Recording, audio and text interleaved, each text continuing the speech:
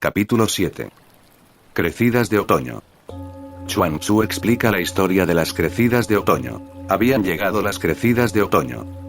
Miles de torrentes embravecidos vertían sus aguas en el río amarillo.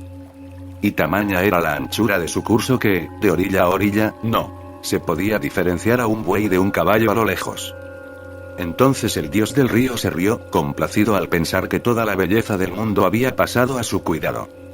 Así que braceó hasta llegar al océano. Una vez allí miró más allá de las olas, hacia el horizonte vacío por el este, y se le demudó el rostro.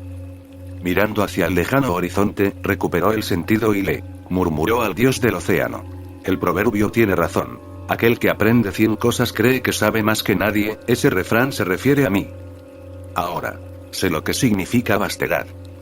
El dios del océano le contestó: ¿puedes explicarle el mar a una rana que vive en un pozo? ¿O explicarle lo que es el hielo a una libélula estival? ¿Y acaso puedes hablarle del Tao a un doctor en filosofía? La vida es experiencia, no teoría. No necesita de ninguna explicación. Está ahí, con toda su gloria, para ser vivida, disfrutada, gozada. No es una adivinanza, es un misterio. Una adivinanza es algo que puede ser resuelto, un misterio es algo que nunca puede ser resuelto. Un misterio es algo con lo que te haces uno. Puedes disolverte en él, puedes fundirte en él. Tú mismo puedes convertirte en misterioso. Esa es la diferencia entre filosofía y religión. La filosofía considera la vida como una adivinanza. Hay que solucionarla, hallar explicaciones, teorías, doctrinas. La filosofía imagina que tiene que existir una explicación, una respuesta, que la vida es un interrogante y que uno tiene que esforzarse para descubrir la respuesta. Claro que si uno se toma la vida como un interrogante, entonces el esfuerzo se torna intelectual. La presunción de que la vida es una pregunta abierta nos lleva a realizar esfuerzos intelectuales cada vez mayores, y al tener que buscar una respuesta hay que decidirse a favor de una teoría. La religión dice que tomarse la vida como una pregunta es básicamente una falsedad. No es una pregunta, está aquí, sin ningún signo de interrogación. Es un secreto abierto, una invitación. Hay que convertirse en un huésped, hay que vivirla, trasladarse a ella. Está preparada y es acogedora, no luchéis contra ella. No es una pregunta, no tratéis de resolverla. No es un acertijo. Venid y sed uno con ella, y la conoceréis. Y ese conocer provendrá de vuestra totalidad, no del intelecto. El intelecto es un esfuerzo parcial, y la vida necesita de la totalidad, fluir con ella, ser tan uno con ella que no se sepa qué es que no se sienta dónde acaba uno y dónde empieza la vida. La vida entera se convierte en ti, y tú entero te conviertes en vida. Eso es la salvación. No es una solución, es una salvación. Eso es lo que los hinduistas han llamado moksha. No es una teoría, una conclusión, es una manera totalmente diferente de vivir con existencia. No es producto de la cabeza. En realidad, vives sin cabeza, pierdes de vista toda distinción, la periferia se disuelve, eres como una gota en el océano. Pierdes tus límites y ganas los cósmicos, que son infinitos. Lo primero que hay que comprender es que no hay que tomarse la vida como una pregunta. A la que se la toma como una pregunta, uno está destinado a tener problemas. Ya estaremos caminando por el sendero equivocado, que nos acabará llevando a un callejón sin salida. Nos atascaremos en algún lugar, en alguna teoría.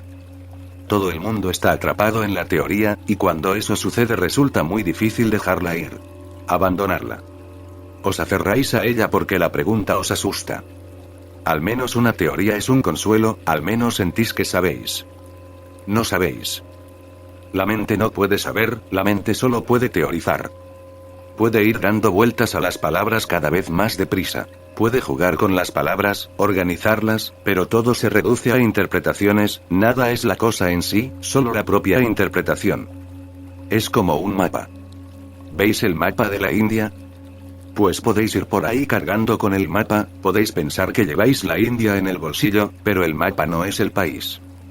Podéis tener una teoría acerca de una rosa, sobre lo que es una rosa. Incluso podéis tener una fotografía de la rosa, pero esa fotografía solo es una fotografía, no tiene en sí nada de lo que es el fenómeno vivo de la rosa. Mirad a un niño. Todavía carece de mente. Abre sus ojos y mira al mundo. Llevadle la rosa. No conoce el nombre, no puede etiquetarla, ni categorizarla, ni decir qué es. No obstante, la rosa está ahí, su color inunda al niño, la belleza de la rosa lo rodea, la fragancia alcanza su corazón. No sabe lo que es, pero experimenta un momento vivo. Entonces le decís, es una rosa, y la experiencia nunca volverá a ser la misma. Nunca más podrá experimentar el misterio de la rosa. Ahora bien, siempre que tenga una rosa delante, dirá, es una rosa. Ahora cargará con la palabra. Le habéis empobrecido, y era tan rico. La rosa estaba ahí y él solo podía vivirla, no había otra manera de describirla, de definirla. Una rosa es una rosa. No podéis decir que es esto o lo otro. El niño estaba silencioso, la mente no funcionaba, la mente estaba ausente, no había barrera. El corazón de la rosa se fundió con el del niño, y el del niño con el de la rosa. El niño ni siquiera podía decir dónde acababa él y comenzaba la rosa, dónde finalizaba la rosa y empezaba él, no había frontera alguna. En ese momento de asombro fueron uno. Durante un instante dejaron de ser dos, tuvo lugar un momento de unidad. Pero le dijisteis, es una rosa. Ya no volverá a tener esa experiencia. En el momento en que aparezca la rosa, la mente dirá, es una rosa. El misterio se habrá perdido. Ahora habrá una respuesta, ahora el niño sabe. Vaya un absurdo. Ahora diréis que el niño crece en conocimiento, pero resulta que es justamente al contrario. Antes de decirle que era que, el niño sabía, pero lo sabía con su totalidad. No era conocimiento, era experiencia. Pero entonces creías que era un ignorante. Ahora creéis que sabe porque carga con una palabra en su mente. La palabra rosa no es ninguna rosa, la palabra Dios no es Dios, la palabra amor no es amor. Pero vamos acumulando esas palabras. Y además están todas esas mentes inteligentes que convierten esas palabras en interpretaciones, teorías y argumentos. Y cuando más argumentos se tienen, más teórico se es, y más se aleja uno de la rosa. Entonces incluso la resonancia es imposible, no hay nada que venga hacia nosotros, ni nosotros vamos hacia nada. Solo vivimos en la mente, ordenando palabras. He escuchado una anécdota. 3 judíos estaban dando un paseo matinal. Eran amigos, viejos amigos y siempre estaban discutiendo. Vieron pasar el enorme coche del alcalde y este los saludó con la mano diciéndoles, hola. Y ahí empezaron los problemas. El primero de los 3 dijo, no os pongáis tan contentos. Me saludó a mí, tiene motivos para hacerlo. ¿Qué quieres decir? Le preguntaron los otros 2. Le pedí prestados $10,000. Le pedí el dinero, y durante 2 años no ha hecho más que esperar. Así que tiene que saludarme. Explicó el primero. Estás equivocado. Fue a mí a quien saludó, y tiene buenos motivos para hacerlo. La razón es que le presté $10,000. Me debe todo ese dinero y me tiene miedo. Se pone a temblar nada más verme. Tiene motivos. Dijo otro de ellos. El tercero se rió y los otros 2 se volvieron hacia él. ¿Qué te pasa? ¿De qué te ríes? Le preguntaron. Era a mí a quien saludaba, no a vosotros. Ambos están equivocados. A mí ni me debe dinero ni se lo debo yo a él. Así que, ¿por qué no debería saludarme inocentemente? Una vez que empezáis a observar la realidad a través de la mente, todo se convierte en un problema. Entonces el ego empieza a interpretar y solo os quedáis con las interpretaciones. Podéis conseguir pruebas que las demuestren, incluso puede que parezcan muy razonables, pero solo os lo parecerán a vosotros, a nadie más, porque esas interpretaciones serán producto de vuestro ego. Y cada vez os aferraréis más y más a vuestras interpretaciones porque habréis invertido mucho en ellas. Si alguien dice algo contra el cristianismo, siempre hay un cristiano que se siente herido. Si es en contra del hinduismo, entonces es un hinduista el que se ofende. ¿Por qué? Si de verdad buscadores de la verdad, como afirma ser la gente religiosa, ¿por qué deberían sentirse heridos? Deberían indagar acerca de ello, tal vez el otro tenga razón. No es cuestión de si el hinduismo tiene razón o está equivocado. Es cuestión de si sois vosotros los que tenéis razón o no. ¿Cómo podéis estar equivocados? Si lo estuvieseis, vuestra imagen empezaría a tambalearse. No podéis equivocaros. Entonces empezáis a pelearos y a discutir por cosas nimias. Pero la auténtica lucha, la base de toda la lucha, es que estáis luchando contra la vida. Con vuestras respuestas tratáis de conquistar la vida. Con vuestras teorías intentáis manipularla. Y pensáis que si sabéis la teoría entonces seréis el dueño y señor. Con el conocimiento no hacéis más que reforzar el ego. Así que si alguien dice que a través de la mente no hay conocimiento, el ego se hace el sordo. Nunca escucha porque escuchar es peligroso. La mente dice, esa también es una teoría. La mente dice, la antifilosofía también es una filosofía. Chuang Tzu también es un filósofo. Entonces todo os cuadra y volvéis a vuestras interpretaciones. Pero recordad, Chuang Tzu no es un filósofo, ni yo tampoco. La filosofía es una actitud frente a la vida. Actitud quiere decir elección, y elegir es ser fragmentario. Un místico nunca elige. Observa el todo sin realizar elección alguna. No se convierte en un elector. Si elegís, entonces surge un problema inmediatamente porque la vida es contradictoria. La vida existe a través de las contradicciones, y es una maravilla observar cómo la vida consigue lo imposible. La noche y el día existen como vecinos. Bueno, en realidad no es como vecinos, sino que el día se funde en la noche y se convierte en noche.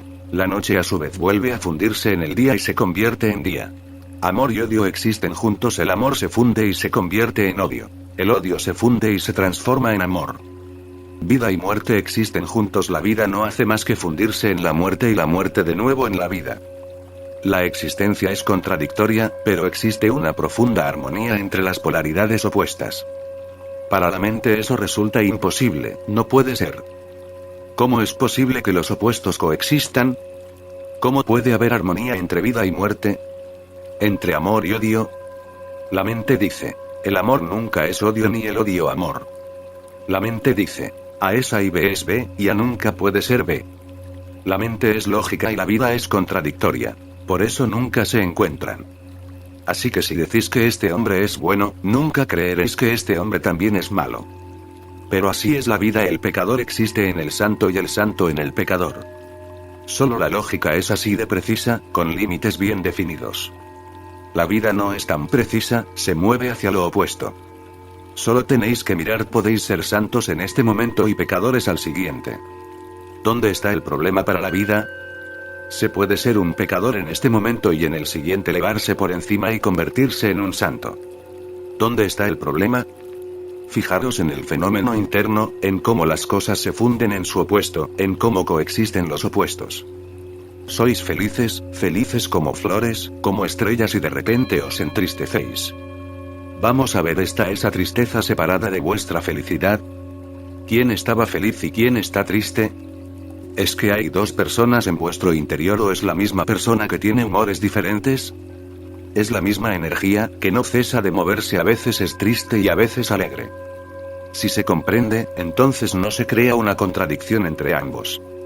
Y entonces vuestra tristeza tiene un sabor a felicidad, y vuestra felicidad tiene un fondo de tristeza. Si un Buda está triste, veréis que en su tristeza hay un algo de gozoso, observaréis una corriente subterránea de compasión. Su tristeza es hermosa. Y si un Buda está contento y observáis atentamente, sentiréis que en su felicidad hay un fondo de tristeza. Su felicidad no es superficial. Con vosotros el problema es que siempre que sois felices lo sois de manera superficial, pero cuando estáis tristes entonces se trata de una tristeza profunda, nada superficial. Por eso la risa tiene un eco de superficialidad. Si os reís, parece que solo lo haces en la periferia, pero cuando lloráis, lo hacéis de corazón. Fingir la risa resulta fácil, pero resulta más difícil fingir que se llora. Las lágrimas son difíciles de fingir. Si no salen por sí mismas, resulta imposible provocarlas. Las sonrisas se pueden forzar, pero las lágrimas no. Cuanto más se fuerzan, menos aparecen, más secos se quedan los ojos. Vuestra tristeza tiene profundidad, pero vuestra risa es superficial.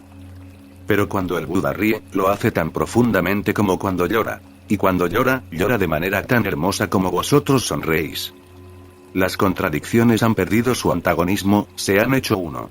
Por eso resulta difícil entender al Buda, porque es tan contradictorio como la existencia misma.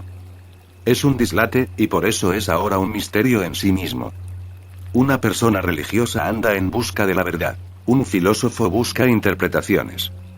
He oído que en una ocasión, en un grupo de debate que tenía lugar en un club masculino, 3 profesores de filosofía discutían acerca de qué es lo más hermoso en una mujer. Uno de ellos dijo: los ojos. Los ojos lo tienen todo en una mujer, son la parte más hermosa del cuerpo femenino. No estoy de acuerdo. La parte más hermosa del rostro y cuerpo femenino es el cabello, ya que les confiere belleza y misterio, aseguró el segundo. Y el tercero dijo: no estoy de acuerdo con vosotros. Ambos estáis equivocados. Son las piernas, la manera en que una mujer camina, las curvas de las piernas, la rotundidad de sus piernas, lo que la confiere la belleza femenina. Una mujer, una anciana, que escuchaba muy seria, levantó la nariz y dijo: creo que es mejor que salga de aquí antes de que uno de vosotros diga la verdad. Una mujer no es un filósofo, no tiene teorías, pero sabe. Una persona religiosa cuenta con una comprensión intuitiva, no intelectual, que proviene de todo su ser. Siente en lugar de saber. Y al sentir alcanza el centro. Así que recordad una cosa: a través de la filosofía nunca llegaréis a la verdad, solo os mantendréis ocupados. Omar Khayyam dijo en sus Rubaiyat: cuando era joven frecuenté tanto al médico como al santo. Discutían y yo salí por la misma puerta por la que entré. Visitó a muchos filósofos y a muchos santos, pero no hacían más que hablar y él tuvo que marcharse por la misma puerta por la que había entrado. No se gana nada, se desperdicia la vida. Cuanto antes os pongáis sobre aviso, mucho mejor. Cuando antes os hagáis conscientes y salgáis de la trampa de la filosofía, mejor que mejor, porque la vida no os esperará ni a vosotros ni a vuestras teorías. Se mueve deprisa. La muerte sucederá rápidamente y entonces os moriréis, tanto vosotros como vuestras teorías. Y en ese momento no os serán de ninguna ayuda, serán inútiles. Chuang Tzu dice: vive, no pienses. Eso es lo que han dicho todos los que han sabido. Vive, no pienses. Suelta el pensamiento y conviértete en un ser, de cabo a rabo. No hay nada malo en utilizar la cabeza para la ciencia, ni en servirse del corazón para el arte, pero en religión hace falta todo a la vez. Si la cabeza funciona sola, entonces produce teorías estériles. Si el corazón funciona solo, crea ficciones y sueños. Necesitáis toda vuestra totalidad. Y cuando se funciona totalmente se alcanza la totalidad que es el universo. Os convertís en lo mismo, y solo lo que es idéntico puede conocer. Si os convertís en algo total en vuestro pequeño círculo, entonces la totalidad del círculo único, el Brahman, está preparado para recibiros. Este es el primer punto. Y el segundo punto antes de que entremos en esta parábola es que la mente siempre está condicionada. No puede existir incondicionada. Ser es incondicionado, la mente es un condicionamiento. La mente siempre está moldeada por la sociedad en la que vivís, por las experiencias por las que pasáis. Por ello, una rana cuenta con una mente de rana, vive en un pozo, y ese es todo su universo. Vosotros también tenéis mente de rana, porque también vivís en un pozo. El pozo del hinduismo, del islamismo, del cristianismo o del judaísmo. Y tenéis un límite, que puede ser invisible, pero entonces es incluso más peligroso porque es más fácil saltar por encima de límites que resulten visibles. Con los límites invisibles uno no se siente nunca que están ahí, por lo que es fácil que se te peguen. Es más fácil que la rana salga de su pozo que vosotros salgáis de vuestro hinduismo, de vuestro cristianismo es difícil porque el pozo es invisible. Una rana vive en un pozo fijo, inmóvil, y puede saltar para salir de él. Vosotros vivís en un pozo que lleváis con vosotros. Está hablando de vosotros. Pensad un poco en ello. ¿Estarías a gusto en el cielo si no sois los primeros? Y no podéis serlo, porque Jesús ya está allí. El Buda está allí, y mucha otra gente en la cola, así que estarías bastante lejos. Pero existe la posibilidad de que en el infierno sí que podáis ser los primeros, de que seáis alguien. Preferís eso antes de vivir en el gozo pero sin ser nadie. Y ese es el problema, solo los don nadie pueden ser bienaventurados. Los que se creen alguien siempre son desdichados a causa de la sensación de ese tengo que ser alguien. Se está en conflicto, en competencia, en tensión continua con todo el mundo, ya que todos son enemigos. Y la mente siempre busca lo inferior, quiere rodearse de inferiores, para así ser suprema. Fijaros en esa tendencia. Si persiste, caeréis, y caeréis sin cesar. Si buscáis la verdad, entonces buscad siempre lo superior, porque la verdad es lo supremo. Si buscáis lo inferior, acabaréis en alguna mentira. Si realmente queréis ir hacia lo divino, entonces buscad lo superior, porque lo superior es un atisbo de ello. Buscad siempre lo superior. Pero entonces tenéis que ser humildes, tenéis que postraros, tenéis que rendiros. Ese es el problema del ego, de la mente. La mente tiende a buscar lo inferior, por eso la mente nunca puede alcanzar lo supremo, lo más elevado de la vida. La mente siempre acaba llegando al infierno. La mente es el infierno, y la no mente es el cielo. Ahora intentaremos penetrar en esta hermosa parábola. Habían llegado las crecidas de otoño. Miles de torrentes, embravecidos, vertían sus aguas en el río amarillo. Y tamaña era la anchura de su curso que, de orilla a orilla, no se podía diferenciar a un buey de un caballo a lo lejos. Entonces el dios del río se rió, complacido, al pensar que toda la belleza del mundo había pasado a su cuidado. Así que braceó hasta llegar al océano. Una vez allí miró más allá de las olas, hacia el horizonte vacío por el este. Y se le demudó el rostro. Mirando hacia el lejano horizonte, recuperó el sentido y le murmuró al dios del océano: el proverbio tiene razón. Aquel que aprende 100 cosas cree que sabe más que nadie, ese refrán se refiere a mí. Ahora sé lo que significa vastedad. El río amarillo es uno de los ríos más grandes del mundo, y también uno de los más peligrosos. Y claro está, cuando tienen lugar las crecidas de otoño, y miles de torrentes, raudales, arroyos y riachuelos, depositan sus aguas en él y crece, convirtiéndose en un pequeño océano. Y por ello, el dios del río pensó: no hay nadie que se me pueda comparar, y toda la belleza del mundo ha pasado a mi cuidado. Ahora soy tan vasto, incomparablemente vasto, que no hay nadie como yo. Eso es lo que le sucede a todo ego. Todo ego es el río amarillo. Cuando sois niños es una corriente pequeña, en la fuente, no es ni grande ni vasto. Luego los torrentes van desembocando en él, acumuláis experiencias, conocimientos, títulos, dinero, riquezas, prestigio, respeto, y acumuláis y acumuláis. Son miles los torrentes que depositan sus aguas y el río cada vez crece más, haciéndose más y más vasto, cada vez más grande. Esa es la crecida de otoño que llega cuando sois jóvenes, cuando creéis que nadie puede compararse con vosotros, que sois incomparables. Entonces estáis llenos de ego, hinchados. Y entonces el ego piensa: toda la belleza del mundo ha pasado a estar a mi cuidado. Preguntadle a cualquiera. Diga lo que diga, no lo escudéis. Limitaros a observar la manera en que lo dice. Puede que diga que es humilde, pero mirad en sus ojos. En realidad está diciendo: soy el más humilde, nadie puede comparárseme. Puede que diga que no es tan hermoso como otros. Pero fijaros, está esperando a que le contradigáis, a que afirméis: no, estás equivocado. Pero si asentís, diciendo: sí, tienes razón, entonces os habréis hecho un enemigo más. Estaba siendo diplomático. Lo que en realidad quería decir era otra cosa, pero quería escucharlo de vuestros labios.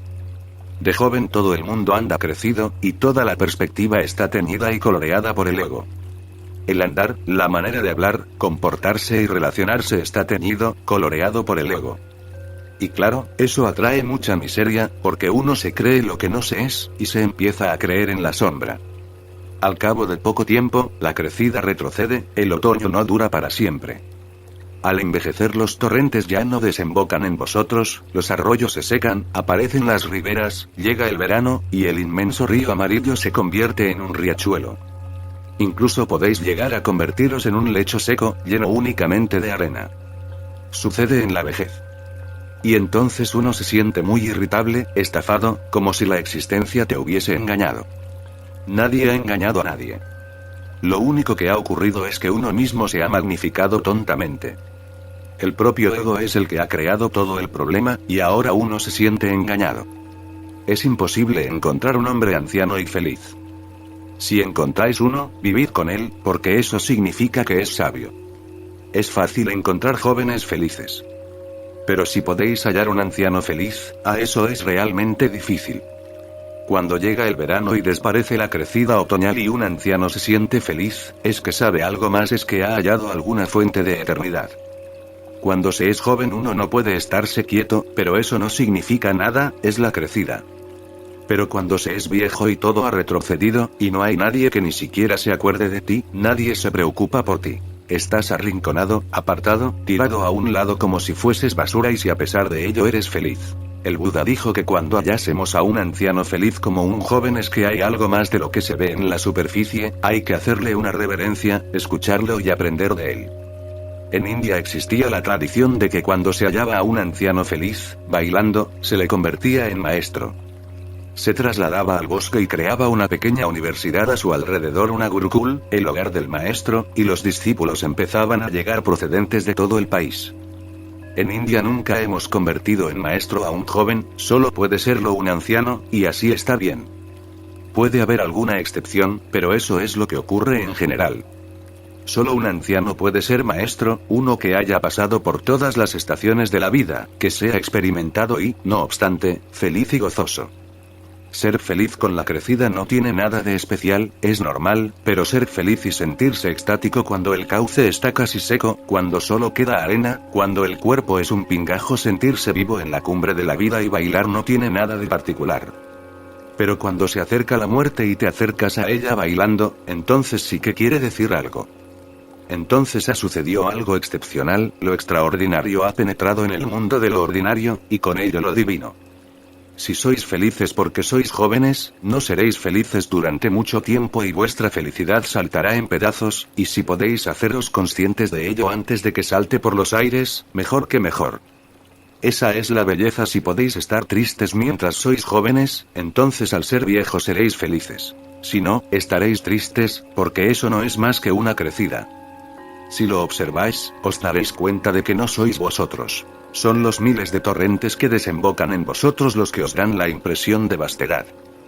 Pero al cabo de poco tiempo, eso que se os ha dado os será retirado, y si podéis ser felices cuando os lo quiten todo, solo entonces comprobaréis si vuestra felicidad es inquebrantable.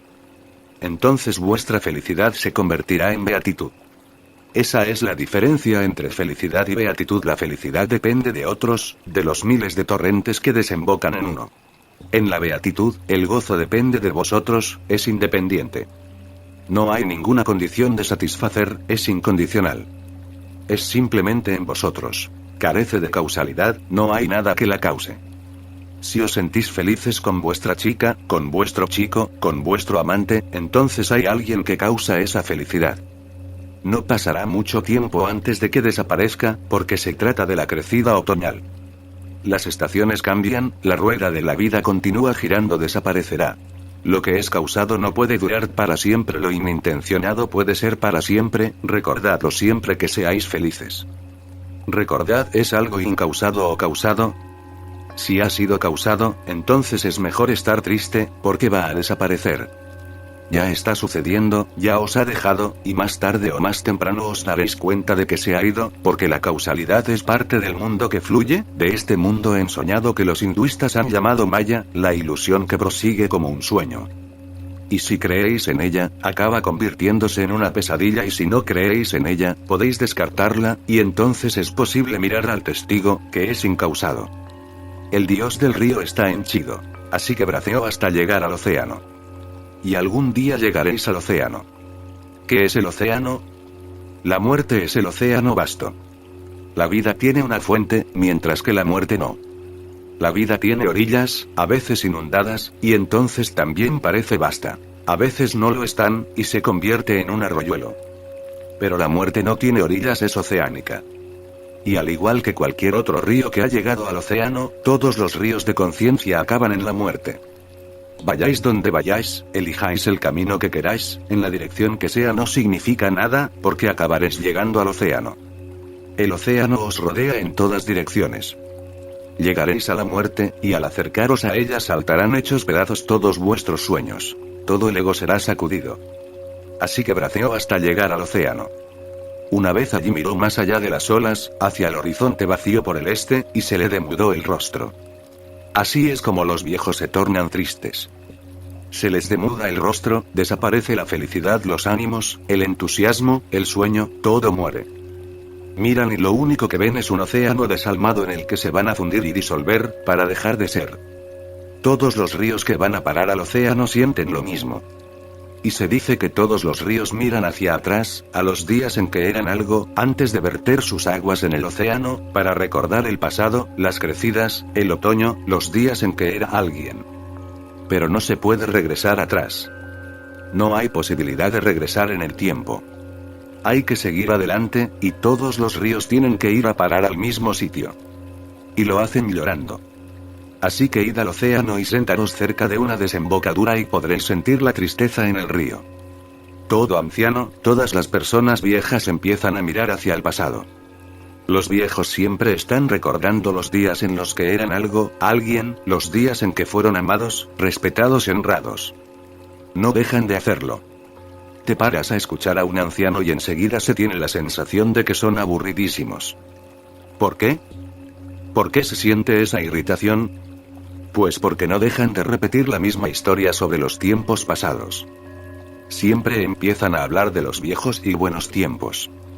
¿Por qué eran buenos? ¿Por qué no son buenos los de ahora? Ningún anciano puede creer que los tiempos que corren son buenos, ellos siempre están en el pasado, en un pasado dorado, en los viejos y buenos tiempos, cuando las cosas eran así y asá. No es una cuestión de cosas, o de situaciones económicas ni políticas, no. Se trata de que eran jóvenes y todo era estupendo. Estaban crecidos. Resultó que, tras jubilarse, el presidente de la Corte Suprema de Estados Unidos fue de visita a París. Ya había estado en una ocasión, hacía 30 años. Su anciana esposa también iba con él. Al cabo de 2 o 3 días en París, se puso muy triste y dijo: tanto tiempo esperando poder venir y ver París, y nada parece ser igual que antes. La esposa se rió y le dijo: todo está como antes, todo es igual, solo que nosotros ya no somos jóvenes. París sigue siendo el mismo. Pero ahora hay otros ríos que pasan por las crecidas otoñales. En cambio, para vosotros ha llegado el verano, y cuando seáis viejos, ¿será París el mismo que cuando erais jóvenes? París es la ciudad que simboliza a jóvenes permitiéndoselo todo. Hay ciudades distintas para cada estación. Varanasi es la ciudad de los ancianos, París la de los jóvenes. París se abandona a los excesos, Varanasi renuncia. En India, cuando la gente quiere morir van a vivir y a morir allí, es la ciudad de los viejos, del veraneo. Cuando os hacéis viejos, todo el mundo parece viejo y muriéndose. Pero el mundo sigue siendo el mismo, solo cambiáis vosotros. Miradlo y dejad caer la mente. Entonces no seréis ni jóvenes ni viejos, no habrá más estaciones, ni otoño, ni verano, ni nada. Siempre es el mismo eterno. De lo contrario, siempre que vuestro río se acerque al océano, se os demudará el rostro, os entristeceréis. Estaréis tristes y cargados de viejos recuerdos, pensando en el pasado porque ahora ya no habrá más futuro. Un niño nunca piensa en el pasado porque no hay pasado. Un niño es fresco, recién salido, una página en blanco. Desde luego, sobre esa página en blanco se escribirán cosas, pero todavía no hay nada. No puede ir hacia atrás, siempre piensa en el futuro. Preguntad a un niño y veréis cómo siempre piensa en cómo crecer más deprisa, cómo llegar a ser como su padre, y no quiere saber qué le está sucediendo al padre, en qué problemas anda, no lo sabe, quiere ser poderoso, fuerte, alto, ser alguien, y pronto. Le gustaría que sucediese un milagro, que se fuese a dormir una noche y que amaneciese siendo un adulto. Todos los niños piensan en el futuro. La infancia piensa en el futuro, porque para la infancia existe la vastedad del futuro. Tienen 70 años por delante, no hay pasado, por eso los niños no tienen mucha memoria. Si un niño se enfada, lo olvida de inmediato. Enseguida puede volver a reír, porque no hay mucho pasado que pueda convertirse en una carga. Sigue adelante olvidando el pasado, porque toda su energía se mueve hacia el futuro. No puede mirar hacia atrás, ningún niño lo hace. Mientras el joven es joven permanece en el presente. Está en el punto medio, vive el aquí y ahora. No necesita regresar al pasado porque el presente es estupendo, está crecido, el ego está hinchado, no necesita lanzarse hacia el futuro porque no puede ser mejor que el presente. Al igual que hay hombres viejos, también hay países viejos. Por ejemplo, India es un país viejo. Siempre piensa en el pasado, en las épocas pasadas. También hay países jóvenes, por ejemplo, América vive aquí y ahora, en este momento. Hay países jóvenes, como por ejemplo, China. China es ahora un país joven, renacido, mira hacia el futuro. Van a pasar muchas cosas, y pronto el mundo se convertirá en una utopía. Los países se mueven como las personas. Los jóvenes viven el presente. Todo es estupendo, nada puede ser mejor que el ahora. Pero eso no sigue así para siempre. Al cabo de nada llegan los viejos tiempos y los ancianos pensando en el pasado. La mente está o bien en el pasado, o en el presente o en el futuro, porque pasado, presente y futuro son, los tres, partes de la mente. No son tiempos diferentes, sino partes de la mente. Pero cuando soltáis la mente, cuando la dejáis caer, entonces llega a la eternidad. No es ni pasado, ni presente ni futuro. Habéis trascendido los tres. Ya no habrá estaciones para vosotros. Entonces estáis tristes en vuestra felicidad y felices en vuestra tristeza. Sois viejos en vuestra juventud y jóvenes en vuestra vejez. Sois niños a la hora de la muerte y ancianos al nacer en vuestra vejez. Sois niños a la hora de la muerte y ancianos al nacer. Se dice que Lao Tse, el maestro de Chuang Tzu, ya nació viejo, con 80 años, y que permaneció en el vientre de su madre durante 80 años, es una historia preciosa. Y se dice que nació viejo, con barba blanca y cabello blanco como la nieve. Esa es una cara de la moneda. Jesús dice: si volvéis a ser como niños, entraréis en el reino de Dios. Ese es un aspecto. Lao Tse tiene el otro aspecto. Dice: si nacéis viejos, ya habéis entrado. Pero ambos aspectos son el mismo, y este es un problema para la mente. Como alguien que ha nacido viejo será un niño al morir. Si sois como niños al nacer, seréis viejos al morir. Así que o convertiros en viejos al nacer, lo cual es difícil, muy difícil, aunque existen métodos, o bien morid y convertíos en niños. Pero ambas cosas están relacionadas, porque la vida y la muerte son un círculo. Cuando morís aquí, nacéis en otro sitio. Si podéis morir aquí como niños frescos, livianos, inocentes, naceréis viejos. Porque seréis tan experimentados, tan sabios, que seréis viejos. Eso es lo que significa ser sabio desde el primer momento. Si morís frescos y jóvenes, naceréis sabios, porque la sabiduría sucede en una mente vacía e inocente. Y si nacéis sabios y viejos, no tendréis que seguir la locura cotidiana a la que todo el mundo se ve abocado, y permaneceréis frescos, sabios. Entonces no habrá muerte. Así que un hombre sabio solo nace una vez. Todas las vidas restantes solo son preparativos. Solo puede regresar una vez antes de fundirse finalmente en el universo. Viene en una ocasión, antes de Suma a Nirvana. Si morís siendo casi un niño, volveréis a nacer una vez más, pero lo haréis como anciano. Seréis sabios desde el primer día y ya no habrá más nacimientos. Entonces alcanzaréis lo no nacido e imperecedero. Mirando hacia el lejano horizonte, recuperó el sentido y le murmuró al dios del océano: el proverbio tiene razón. Aquel que aprende 100 cosas cree que sabe más que nadie. Ese refrán se refiere a mí. Ahora sé lo que significa vastedad.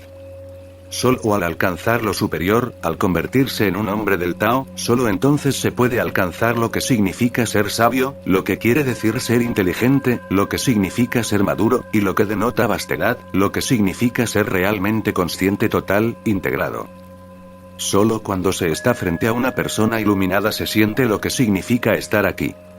Antes, os movías en las sombras. Nunca habías salido a la luz del sol, nunca caminasteis bajo el cielo. Vivías en cuevas oscuras, en las cuevas del ego. El dios del océano le contestó: ¿puedes explicarle el mar a una rana que vive en un pozo? Es imposible, porque los lenguajes son diferentes. La rana en el pozo habla el lenguaje del pozo. Ya debéis conocer esta historia. En una ocasión, una rana del océano llegó junto a un pozo y saltó a su interior. Hizo amistad con la rana del pozo, y ésta le preguntó: ¿de dónde vienes? Del océano. ¿Es más grande que este pozo? Preguntó la rana del pozo con la mirada cargada de sospecha. ¿Cómo podría haber algo más grande que este pozo donde vivía? La rana oceánica se rió y dijo: es difícil decirlo porque no tengo con qué medirlo. Te daré alguna medida a ver si puedes, dijo la del pozo. Saltó un cuarto del pozo y otro cuarto a través, y preguntó: ¿es así de grande? No, dijo riendo la rana oceánica. Saltó la mitad del pozo y preguntó: ¿es así de grande? No, volvió a decir la otra rana. Entonces saltó todo el pozo, entero, y dijo: ahora no puedes decir que no. Puede que te sientas herida, y no quiero resultar ofensiva, pero la respuesta sigue siendo no, respondió la rana del océano. Lárgate de aquí, mentirosa. No hay nada más grande que este pozo. Siempre que dudéis, es que sois la rana del pozo. Nada puede ser más grande que vosotros, ni más alto, ni más divino, ni más santo. No. Por eso vais rechazando Budas y Cristos. Tenéis que hacerlo, porque ellos llegan del océano. Traen con ellos un mensaje acerca de lo inconmensurable, y vosotros solo contáis con vuestros trucos para contar. No debéis mostraros duros con la rana del pozo, porque ¿qué otra cosa puede hacer? Solo podéis mostrar compasión. No podéis ser demasiado duros, porque su pozo es todo lo que conoce. Nunca ha estado en el océano, ¿cómo podría concebirlo? Esa es la compasión de los Budas. Vais por ahí dudando de ellos y ellos siguen ofreciendo su compasión, porque saben. ¿Qué podéis hacer vosotros? Lleváis demasiado tiempo viviendo en un pozo. Una rana de pozo también puede mirar hacia el cielo, pero el cielo que ve también está rodeado por la boca de un pozo, es solo un agujero. Ni siquiera el cielo es más grande que un pozo, porque desconoce que un pozo solo es una ventana y que el cielo no está fijado a la ventana. Pero vosotros estáis de pie tras la ventana. Y el mismo marco de la ventana se convierte en el de vuestro cielo, y pensáis: el cielo es igual que mi ventana. Así es como piensa todo el mundo. Y los Budas no pueden sino ser compasivos. Jesús murió en la cruz y todavía dijo: Padre, perdónalos porque no saben lo que hacen. Eso es lo que hace la rana del pozo. Y la del océano debe de haber rogado desde lo más profundo de su corazón: Señor, perdona a esta rana porque no sabe ni lo que hace ni lo que dice. Y lo que está diciendo es: lárgate de aquí, mentirosa. No vas a engañarme, debes haber pensado que me engañarías. No puedo creer algo tan absurdo. ¿Cómo va a existir algo más grande que este pozo? El dios del océano le contestó: ¿puedes explicarle el mar a una rana que vive en un pozo? Por eso los Budas no hablan acerca de lo que saben, es imposible comunicarlo. Es incomunicable porque los lenguajes son diferentes, contáis con pautas lingüísticas distintas. Utilizando la pauta lingüística de la rana, habrá que meter al océano en un pozo, pero el océano no entra, así que todo acaba pareciendo falso. Por eso los Budas dicen: digamos lo que digamos, al decirlo, se convierte en falso. Dice Lao Tse: la verdad no puede decirse, y lo que puede decirse deja de ser verdad. Ese es el problema, no la verdad. Vosotros mismos sois el problema, y vuestro lenguaje de pozo es el problema, no la verdad. La verdad puede ser expresada, pero para hablar de ella se necesitan dos Budas. Y esos dos Budas no necesitan hablar de ella porque cuando están juntos no les es necesario decir nada, es algo que transpiran. Ellos son la verdad, no hay necesidad de hablar. Y el problema surge siempre que existe la necesidad de hablar. ¿Puedes explicarle el mar a una rana que vive en un pozo? ¿O explicarle lo que es el hielo a una libélula estival? La libélula vive en el fuego. ¿Cómo explicarle el hielo a una libélula? Nunca lo ha conocido, el hielo es algo inexistente para ella. El fuego es su mundo. Podéis hablarle del fuego, pero no del hielo. No podéis ir por ahí diciendo que hay cosas frías como el hielo. La libélula no os creería porque para ella todo es fuego. ¿Os pueden explicar la beatitud a vosotros que vivís en el fuego de la miseria y de dukkha? ¿Os pueden explicar la beatitud a vosotros que vivís en la angustia, que sois libélulas? ¿Cómo podéis comprender la frescura de un Buda? No podéis. ¿Cómo podéis entender que en la cabeza de un Buda no hay pensamientos en movimiento, que no hay nubes?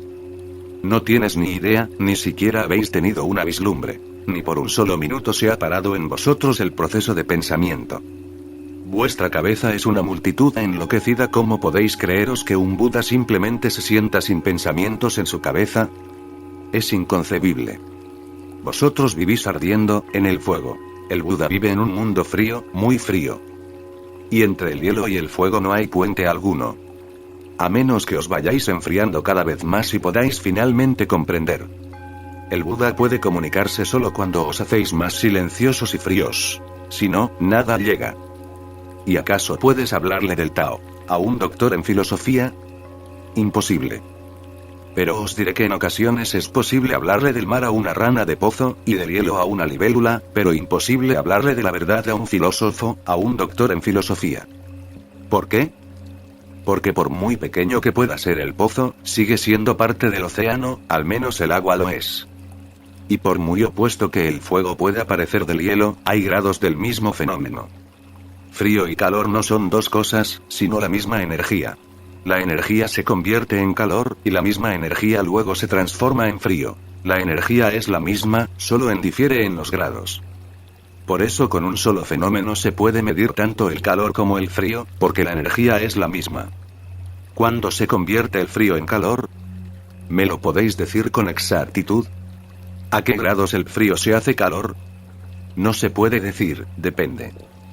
Probad con un experimento sencillo. Colocad una mano, la mano izquierda, por ejemplo, sobre un cubo de hielo y la mano derecha cerca del fuego. Deja que la mano derecha se caliente y que la izquierda se enfríe. Luego juntad ambas en un cubo de agua y decidme si está frío o caliente. Tendréis dificultades para hacerlo, porque una mano dirá que está caliente y la otra que está fría. ¿Y cómo está? ¿Fría o caliente? Son grados de la misma energía. Así que os digo que a una rana de pozo se le puede contar algo acerca del mar. Y si el mensajero es realmente imaginativo, puede crear instrumentos de comunicación. Eso es lo que hace el Buda, lo que hace Jesús, desarrollar pericia en el método para comunicar algo del mar a las ranas de pozo. Porque hay una cosa en común, el agua. Si hay algo en común, entonces la comunicación es posible, porque hay un puente. A una libélula también se le puede comunicar algo sobre el hielo. Aunque solo digamos que no está caliente como el fuego, ya habremos dicho algo sobre el hielo, en negativo claro está. Por eso todas las grandes escrituras son negativas. No dicen que es la verdad. Siempre dicen lo que no es, justamente para que el mensaje pueda ser comprendido por las libélulas. Así que no podemos decir lo que es el hielo, pero podemos decir que el hielo no es fuego. Al menos eso podemos comunicarlo. Pero con un filósofo no puede ni siquiera utilizarse ese método, ni tampoco hablar de la existencia. Aunque el filósofo sea un existencialista, tampoco será posible hablar de la existencia, porque entre una palabra y la realidad correspondiente no existe un puente. Una rosa y la palabra rosa no están relacionadas de ninguna manera. Toda relación es arbitraria. ¿Cuál es la relación entre la palabra rosa y la rosa? Si existe alguna relación, entonces no podéis llamarla gulag. En el mundo hay 300 idiomas, y 300 palabras para rosa. No existe ninguna relación, toda relación es arbitraria. El frío está relacionado con el calor, el pozo con el océano. Su relación, aunque un poco clara, está ahí, es real, no arbitraria. Pero entre una palabra y la realidad no existe relación, no guardan relación alguna. Así que cada uno puede tener palabras propias, un idioma particular, y puede llamar de cualquier manera a todas las cosas. Si queréis llamar de otra manera, la rosa no os llevará a juicio por ello. Y nadie puede demostrar que sus palabras son más correctas que las vuestras, y nadie puede demostrarlo porque no hay palabras más o menos correctas. Las palabras son irrelevantes, no están relacionadas. Y un filósofo vive de palabras. Un filósofo es la cosa más falsa que existe, y cuanto más filósofo, menos vivo. Si piensa en el amor, nunca ama. Si luego piensa en Dios, nunca se transforma en divino. Si habla y habla y habla, toda la energía se va en palabras. No hay ni un momento para entrar en la existencia. Chuang Tzu dice: cuidado con las filosofías, porque tienen la misma base, dependen de las palabras. Y la realidad no es ninguna palabra. Entrad en lo real, vosotros sois reales, la existencia es real. Entrad en lo real. No creéis un muro de palabras entre vosotros y la realidad, sino se tornará impenetrable y os quedaréis atrapados en el interior de la muralla. Y luego será casi imposible poder salir de ella. No seáis filósofos. Pero todo el mundo es un filósofo. Es difícil encontrar un hombre que no sea filósofo. Algunos filósofos son buenos, otros menos, pero todo el mundo es filósofo. Descolgaros de ese trip filosófico.